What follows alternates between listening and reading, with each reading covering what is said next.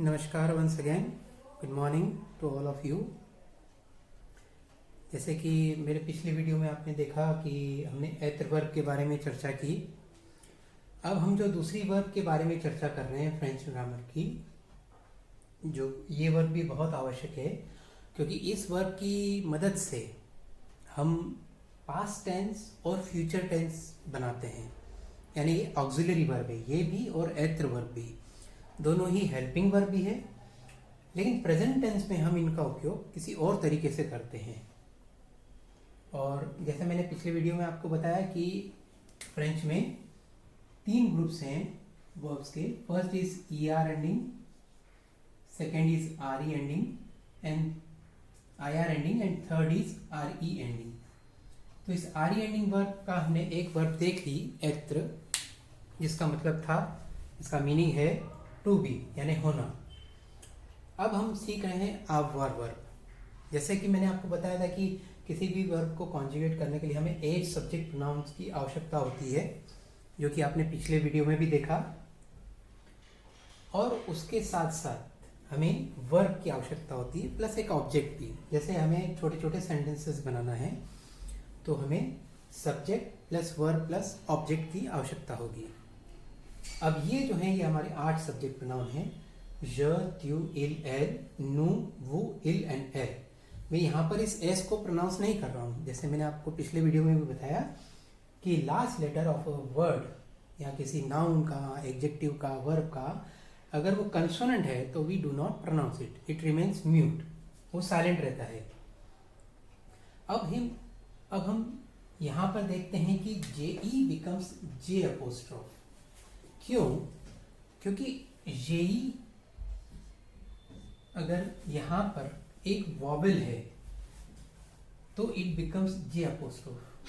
Suppose ये मैंने ज लिखा हुआ है और यहाँ पर ये मैं वर्ब का कॉन्जुगेशन लिख रहा हूँ AI, इन दैट केस ये E हट करके यहाँ पर अपोस्ट्रोफ आ जाता है।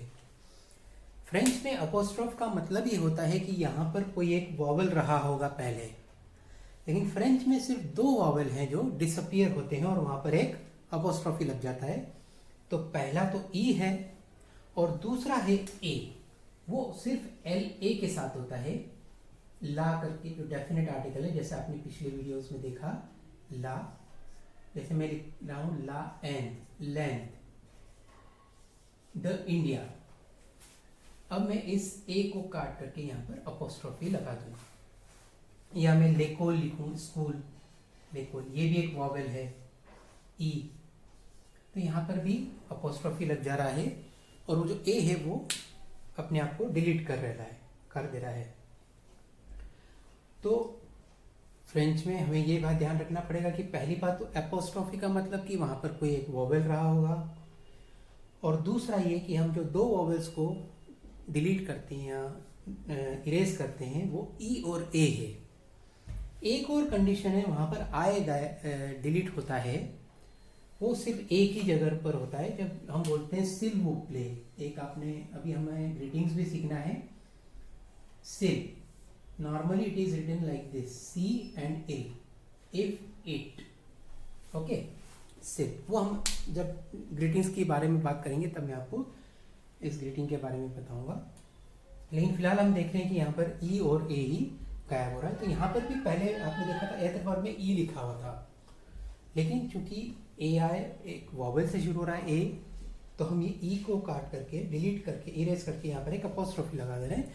तो आपको ये बात ध्यान में रखनी पड़ेगी कि apostrophe means omission of a vowel in French language. जहाँ पर भी एक अपोस्ट्रोफी देखें तो ये समझ लीजिएगा कि यहाँ पर कोई एक वॉवेल रहा होगा, इसके थ्रू यहाँ पर, यानी जहाँ पर हम अपोस्ट्रोफी लगा रहे हैं, और वो जो वॉवेल्स हैं वो E और A हैं। चलिए अब हम इस वर्ब के बारे में चर्चा करें। वर्ब का नेम है avoir, नाम है avoir, टू हैव, और इसका कॉन्जुगेशन पैटर्न भी बिल्कुल एत्र वर्ब की तरह है। न हमने इसमें कुछ काटा न इसमें कुछ जोड़ा। वो आप समझेंगे अगले वीडियो में जब मैं आपको ER एंडिंग वर्ब्स के बारे में बताऊंगा कि मैं क्या काटने और क्या जोड़ने की बात कर रहा हूँ। तो JE becomes J apostrophe AI, और हम इसको J बोलते हैं। J का मीनिंग होता है I have। Suppose I am saying I have a marker, तो J एंड फिफ्थ, फिर त्यू आ means you have, when I am talking to a same age person और someone who is younger to me, जो कि मुझसे उम्र में समांतर है या मुझसे छोटा है, तो मैं त्यू यानी तुम करके बात करूंगा. इल आ मीन्स ही हैज और समटाइम्स इट हैज. एल आ मीन्स शी हैज. एल का जैसे मैंने मीनिंग बताया था आपको, शी होता है. It is a very famous cosmetic brand also. L18. Nous avons means we have. Vous avez means you have. Tu plural is vous. Je plural is nous. मैं और फिर हम, मैं और तुम बने हम, तो वो प्लूरल हो गया, प्रथम पुरुष बहुवचन. जैसे मैंने कहा था पिछली बार कि अगर आपने संस्कृत थोड़ा भी प्राइमरी लेवल पे सीखी होगी तो आपको ये फ्रेंच सीखना काफ़ी आसान हो जाएगा.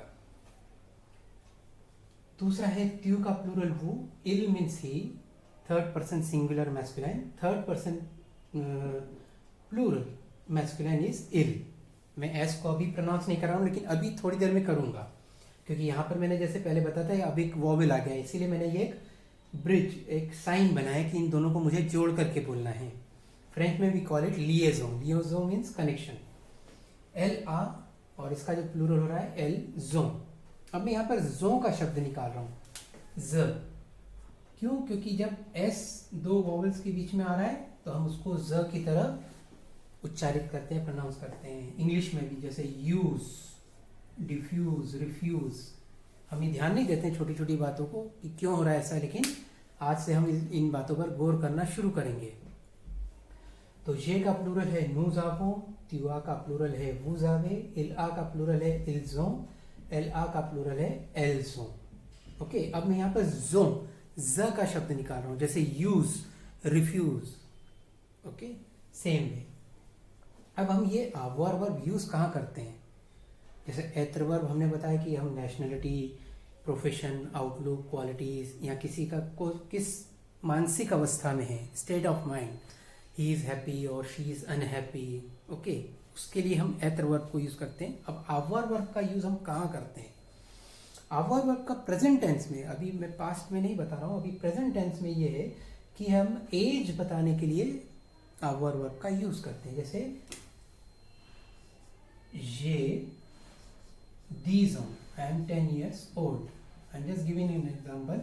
ये these on, I am 10 years of age. I have 10 years of age और I am 10 years old.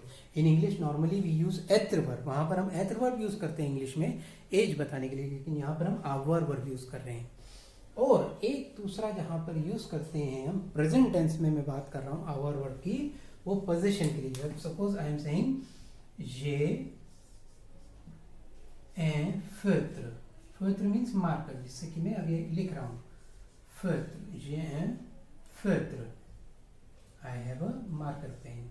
तो to tell the position also we use our verb.